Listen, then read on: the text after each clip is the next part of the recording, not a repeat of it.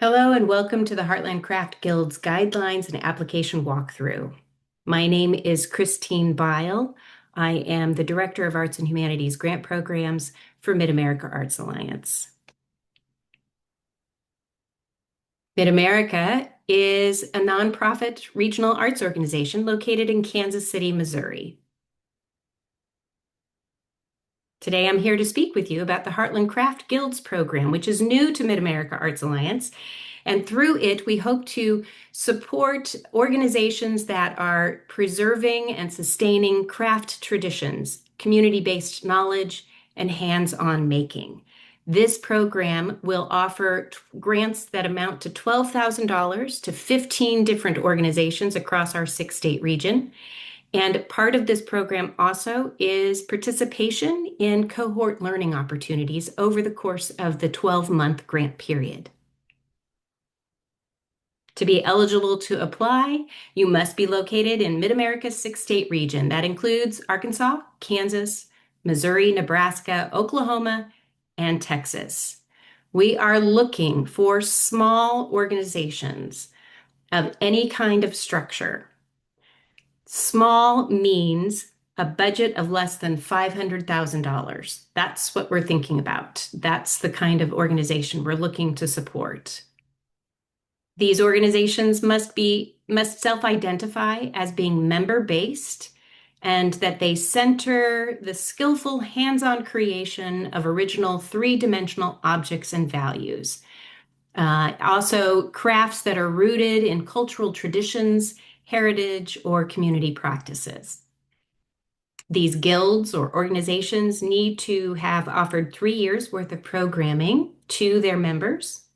This could be in the shape of education or mentorship or simply sharing resources amongst the members. We're also looking to support first-time applicants, others that have received very few grants from Mid-America Arts Alliance. So if you're located in really rural or remote places, this grant very well may be for you. And we also need to highlight that there are a few kinds of entities that are not eligible to apply. Individuals or sole proprietorships, organizations that are units of local, state, or federal government, universities, schools, and those that are more along the lines of being a hobby craft or cosplay, graphic design, or focused on two-dimensional practices. This program is very much about supporting three-dimensional crafts, the makings of things with your hands that are three-dimensional, through pottery, for instance, or metalsmithing, weaving, that kind of thing. That's what we're looking for. This funding, it's meant to be used as general operating support. It can be used to support any aspect of the organization's work that is central to the mission of the organization. So it can be used to pay for overhead expenses, day-to-day business expenses, keeping a website up and running, renting spaces to do your programs, all sorts of opportunities. This funding can be used for any of those purposes. The only thing that it cannot be used for is the sole benefit of any private shareholder or individual. It really does need to be invested in the organization and its members. There are 5 review criteria for this grant program. We're going to go through each one of those in just a moment. Panelists will be reviewing with these criteria in mind, and they will be scoring your application for up to 100 points. The first criteria is organizational commitment to the craft. Panelists will be looking to see if the application shows a history of deep commitment to the craft or its membership. We're looking to see if you have an understanding of the history or context of the craft tradition as well.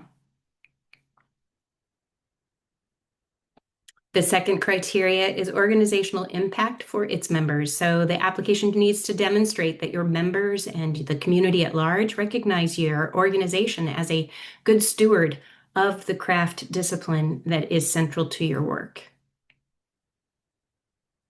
The third criteria is about future plans. Does the application show that there is a plan for continuing services and to have impactful programming? So be sure that you share a thoughtful vision of the future work that your organization is going to do. We're looking to help you reach those goals through this program. So be sure to express how this grant, the funding, as well as the cohort learning opportunities, how that might support the work that you do, how it might transform your organization, or be directly impacting your members. The fourth criteria is cohort participation. I've mentioned it before, I'll mention it again. Our organizational services team is ready to bring you together for various learning opportunities from topic experts in the field, but also opportunities for you to share ideas and learn from one another. So there is a place in the application where we want to hear more from you about how you see yourself fitting into a cohort. And the last criteria is just whether or not your organization actually fits this grant program. We know that there are a lot of opportunities out there. There are a lot of organizations searching for opportunities to apply for, and sometimes it's just not a good fit. So reach out to us if you've got questions about whether or not your organization is a good fit. There is a part of this review process that panelists will be looking to see if what you've presented actually is the kind of organization that we're looking for. The application has a number of different parts to it. Here's a list of what you will be tackling, so to speak, as you dive into the application. And I'm going to work through some of these areas so that you have a better understanding of what we're looking for, what we're expecting. So there's applicant information. That's pretty standard. That's the name of the organization, the address where you're located, some contact information about who we talk to if we've got some questions. And then there's a second section that is asking about the numbers of staff, board, and volunteers that your organization has. We're really not looking for necessarily for names, but more like numbers. How many people are volunteering? How many people are on your staff that are paid, that aren't paid? How many contractors do you work with? So that kind of information, we're simply trying to get a sense of how your organization is structured. And then we come to narrative questions. There's some accessibility questions, applicant budget information that's needed, and document uploads. So now I'm going to turn to those areas specifically and dig into some of those details. For the narrative questions, there are 4. Tell us about your organization and the values that drive its work. Describe the membership you serve. How many active core members are there? How are you addressing their needs and interests? How will this grant program impact the organization's work and the well-being of your members? And how could access to a cohort and coach support your work? And with your expertise and knowledge, what could you offer to that cohort? Each of these questions is directly tied to one of the criteria that I've already covered. So keep that in mind. That is where panelists will be looking to find more information in order to attach a score to what they see in your application. So just keep that in mind. And then there's also going to be an opportunity for uploading of other materials that also will speak to each of those criteria and add in some additional context to what a panelist might be seeing. When you come to the accessibility questions in the application, please don't panic. We know that accessibility it's hard. It is hard, but it is also necessary. And frankly, it is the law. We need to make things accessible to folks. That said, we also know that having someone standing by all the time and paying for services that aren't necessarily utilized is not the best business model. So the questions that we are asking is whether or not you have certain things in place, and if your programs are accessible, and if the venues where you're hosting your activities, if those things are accessible. The responses we're looking for it's just a drop-down menu, yes, no, or not applicable. And if you answer no or not applicable, it's not going to be held against you by any stretch. Instead, what we're looking for is for you to then just offer a short explanation of why it's no.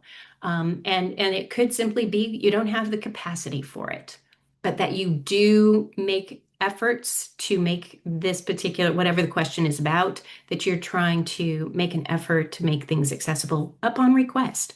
We're just trying to get a sense of all of that. So this information in that section of the application does not go to a panel for review. Instead, it allows Mid-America Arts Alliance and our staff to get a better understanding of where you are, where your guild or your organization is in its accessibility journey, so to speak. And we will then be able to build out some learning opportunities about accessibility. Another part of the application is the budget. There are basically two questions that come up to play in this particular application. One is we simply want to know what your current operating budget amount is. It's just a text box, fill in the blank. And then we're going to ask about the breakout of your budget. How much is earned percentage-wise, how much is donated, and how much comes from other sources. Then at the end of the application, there's the opportunity to upload a number of documents. Proof of incorporation is it's important for us. We need to know that you are who you say you are, that you are a legitimate organization. So we're looking for at least one document. You can upload two if you'd like, just to show to us that you are who you say you are. This could be an article of incorporation is listed there, fiscal sponsorship agreement, or other documents that help us understand you're a legitimate organization. If you have meeting minutes that you'd take and have on file, if that is what you can point to because you're not necessarily incorporated. Anything like that would be useful and helpful to us so that we are certain that you are who you say you are. We do live in a world where there is a lot of fake happening. So we want to be sure that we're legitimately supporting organizations that are real in the organization, in our region rather. There's an opportunity also to upload your tax filings. If you are an LLC, we're not looking for personal tax documents here. So it's more about just understanding that you actually have filed taxes recently. So if you actually are not a 501c3 or you're not incorporated in some fashion, please do not upload your personal tax documents. I really don't want to be responsible for that kind of information coming into our system. Instead, upload something that does represent acknowledgement that you've filed your taxes so that we know that you're following the rules, so to speak. It's an important aspect. There's also an opportunity to upload your current operating budget. On the previous slide, I made mention of we want to know what your operating budget is. So this document then kind of lays it all out. It could be just a spreadsheet, or it could be pulled from whatever financial kind of system that you use to track your expenses and your income. So we're looking to see how that breaks out for you. It does not have to be too terribly complicated. And then we're also looking for some support materials, testimonials, letters of recommendation, members within your organization that can speak to how wonderful you are and the services that you provide.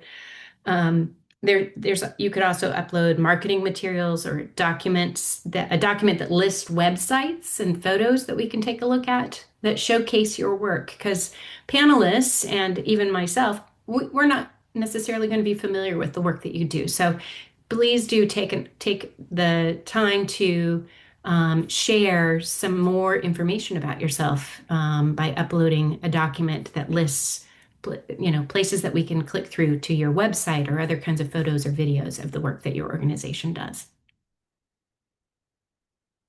Applications opened back in March. I held office hours for the last 4 weeks, and those have now wrapped up. So that's why I'm creating this walkthrough video in case there are additional questions that come in closer to the deadline, which is scheduled for May 15th at 5 p.m. Central Time. We hope to then notify applicants in July and have our orientation meeting for the for the cohort beginning in August, but we will start in earnest with the monthly meetings then in September.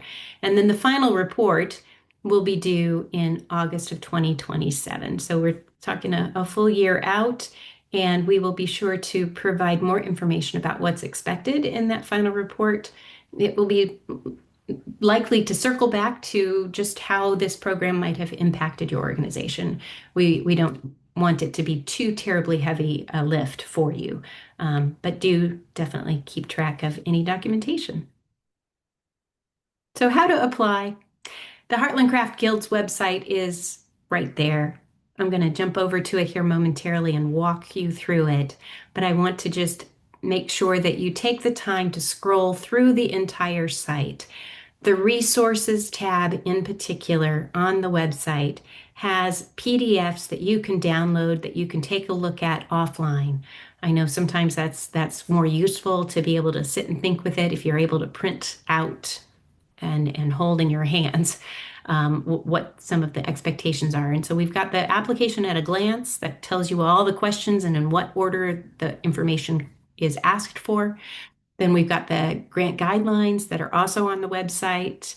And then there's frequently asked questions. We anticipated that there would be, and so we created a list that our staff put together, and we hope that there's a way to kind of help you early on in this process. And then there's also on that resources tab a link to the recording of the Heartland Craft Guild's roundtable presentation that happened, 2 months ago now, I think. And it helped to inform much of what we are doing with this program. We did a presentation about what our intentions were. And so if you want more context about where this grant program is coming from, I highly recommend going back and taking a look at that recording. It's less than 10 minutes long. The grant materials are available in alternative formats, but you need to let us know if that's needed for you. So please do make note of our heartlandcraft@ma.org email address. That's where you can find us, and we can respond to your questions in a timely manner. I've been trying to make responses within about 24 hours, but bear with me over the coming weeks, just in case. I will do my best to get back to you as soon as possible. So that's a walkthrough of some of what we anticipate. Now I'm going to jump over online to our website and to the application. So bear with me while we shift gears.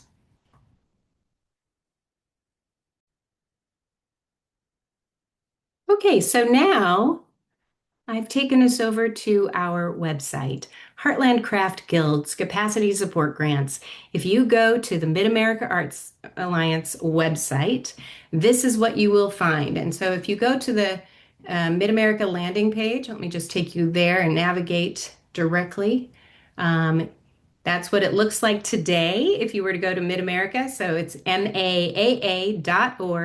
That's where you'll land. You click on this little 3 lines hamburger type sandwich here in the upper corner, navigate to community and organization grants, and you'll see Heartland Craft Guilds right there. Click on that. It's going to take you over to our landing page for the grant program itself. I highly recommend you take some time to read through. Much of this will be just a reiteration of what I've shared already, but there is a lot of information on this landing page. We break out the grant amount. We have a place for you to subscribe to our email distribution list. We have a place for you to submit recommendations of other craft guilds that might be eligible for this program that you think we should reach out to make sure that they apply. You can click Apply Now here. You could click Applications Open Now there as well, but you can also continue to scroll on down. So this would cover some of the information that I've already mentioned of who this guild program is for. This is information also about what we're providing, not only unrestricted funding, but also learning and technical assistance opportunities. We have a timeline that's laid out, much like what I've already showed you. This includes more information about what the technical assistance learning cycles will include, some of the timeline and so forth. All of this is subject to change, of course, but this is what we're looking at thinking going forward. I've had a lot of folks actually ask about the learning cycles. I will say the expectation is that at least one person from your organization attends each of these sessions. It does not have to be the same person every time. As a matter of fact, you might want to change it up depending on what the theme of the session is focused on. So just keep that in mind. The sessions will last roughly 60 minutes, maybe as much as 90 minutes. And like I said, they do happen on a monthly basis with some breaks in between.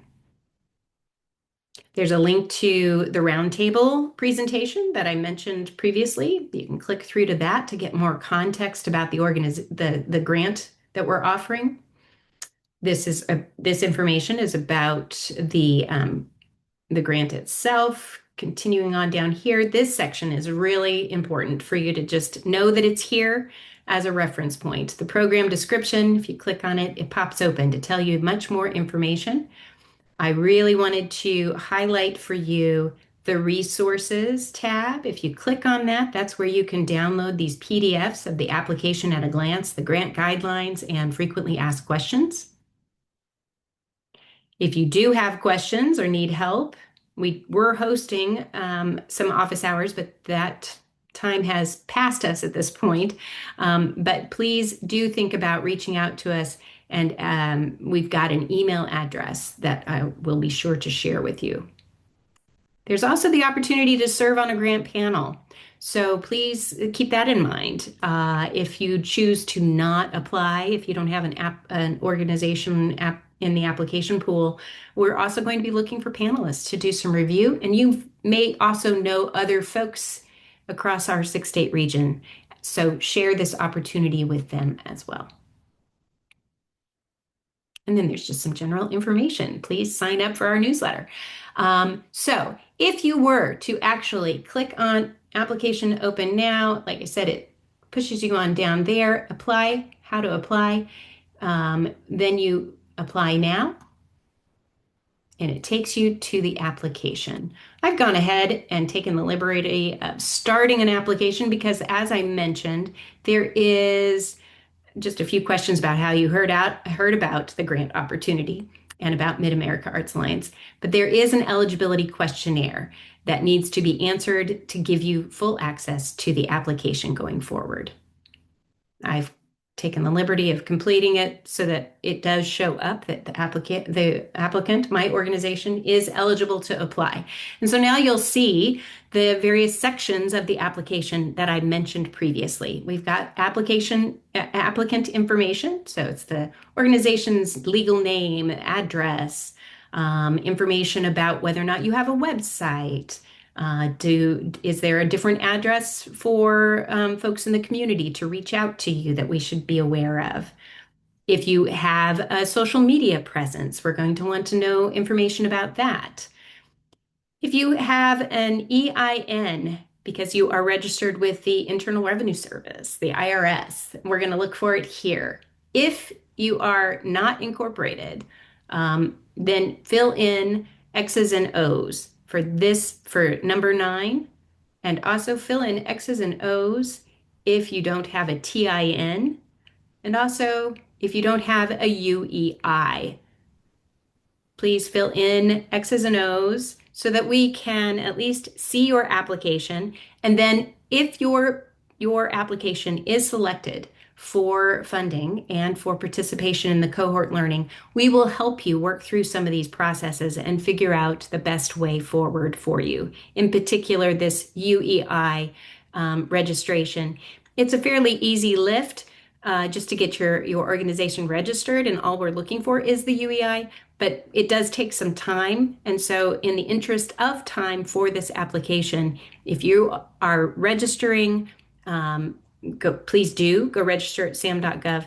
But in the interest of submitting your application, feel free to put in X's and O's, and we will circle back to you to get more information. We also do ask for legislative information where your organization is located, because as always, we're looking for ways to advocate for the arts and for support of the arts.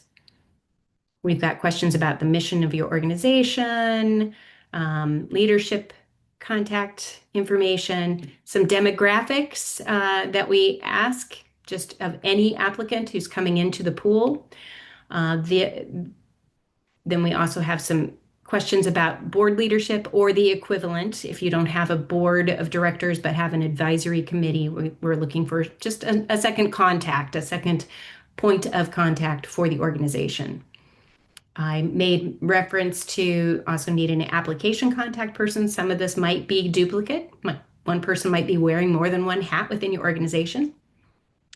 The second section, as I mentioned in the presentation earlier, is about the staff board and volunteers. So just numbers and some basic information about the demographics of who you're working with, who supports you. We ask for you to describe those folks and their level of involvement in your organization. So again, just getting some more context. Then we turn to the 4 narrative questions that I made mention of earlier. Each of these allow for a certain number of words, so keep an eye on that. I believe in the document that is the application at a glance, we include this level of detail so that you, when you're preparing your application, you've got a sense of how much information can I provide. You don't necessarily have to use the full word limit, but some folks actually do.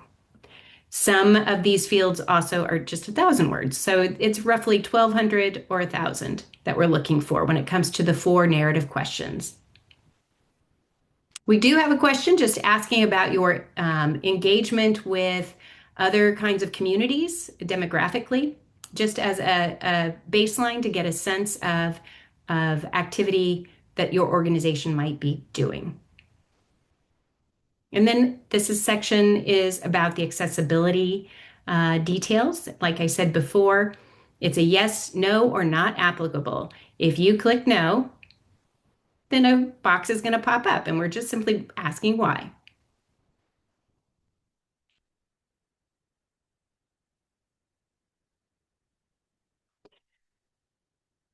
Scrolling on down, we come to the organization's budget information. Like I said, we're looking for your current operating budget, just the number here, and then tell us the percentages. Ideally, it should add up to 100% so that we understand where your budget funding is coming from. Is it earned, donated, or coming from other sources? And if it's coming from other sources, we just want a brief description about what those sources are. And then there's the opportunity to upload documents. Here, you would just click on the blue button and it'll take you over to your desktop so that you can pull in a document to upload. It's fairly simple. If you have a second document that you'd like to upload, then you click here to upload another document, and it will pop up with a second opportunity. It's the same for all of these other areas where we can allow for more than one upload. There's the operating budget upload, and then the support materials. We're asking that you have 4 documents, up to 4 documents, 2 pages each, and this can include those testimonial or letters of support or marketing materials or a list of work samples that's on a document that we can click through to see other websites and so forth. So please feel free to use that opportunity to share more about who your organization is and who it is that you're supporting. And then last but not least, we do simply ask that you testify, so to speak, certify that everything that you're presenting in this application is valid and accurate. It's just a simple checkbox with your name and the date that you're submitting this. Again, if you have any questions whatsoever, heartlandcraft@ma.org is the email address that you can reach me through. And once you've completed this, you'll click submit. Before I finish up here today, I also want to draw your attention to here at the bottom of the form and also at the top of the form. There is the opportunity to save your draft, save my progress, and resume later. You click that box, and it's going to ask you for your email address and then a password, and you confirm that password again. When you click save, a link will be sent to this email address. So please be sure that it is correct. Otherwise, that link will go off into the ether and not land in your email inbox. In that email will be the link to bring you back to your form. And once you've started it and you've saved it to resume later, you shouldn't have to go through that eligibility questionnaire a second time. It's also possible that you could just bookmark this link where you are and be able to resume it later. But I think most folks find it easy to just click Save My Progress, put in the email address, and confirm your password, and then look in that email inbox for the latest link for your application. That does conclude my presentation, the walkthrough for this grant program, the Heartland Craft Guild's Capacity Support Grant Program. Again, my name is Christine Bile. I am looking forward to speaking with you.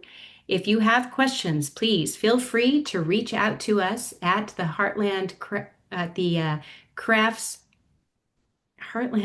Craft Guild email address. That I'm sorry, I'm looking for it and of course can't find it. Reach out to us if you need assistance. Here we go. The questions or need help. Feel free to reach out to us at heartlandcraft@ma.org. How easy is that? See, I should just follow our website. That's the email address at which you can send questions and do follow up with us. Please note that the application deadline is May 15th at 5 p.m. Central Time. Again, thank you so much for your time today and your interest in this program. We look forward to getting your application. Please take care.